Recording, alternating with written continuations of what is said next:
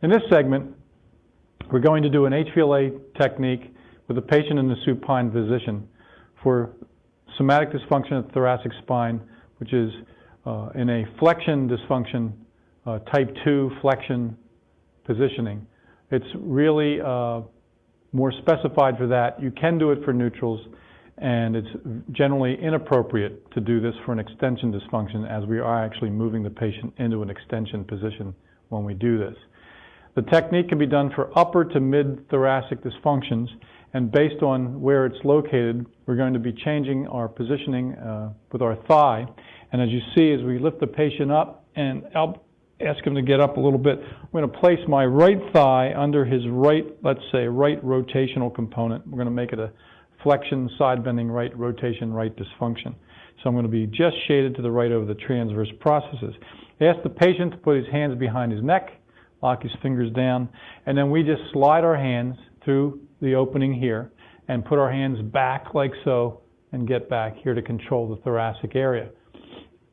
Depending on your patient's length of their upper arms and lower forearm and yours, it may or may not be easy to do this technique.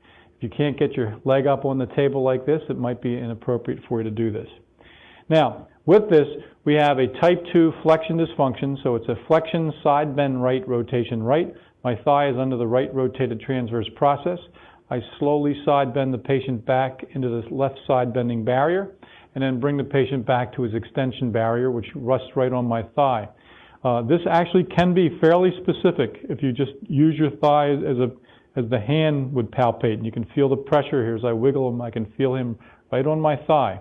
Then the patient takes a really deep breath into his mouth and exhales, and as he's exhaling, I'm going to lean back like this and lift up with my hands.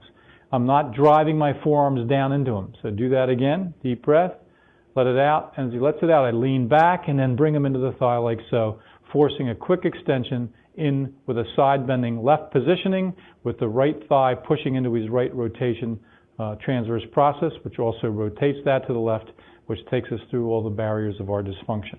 If the patient had a lower thoracic dysfunction, I'd simply ask him to be a little higher, and I would just get my leg much further in so I can contact, you can see the lower thoracics. So supine technique over the thigh.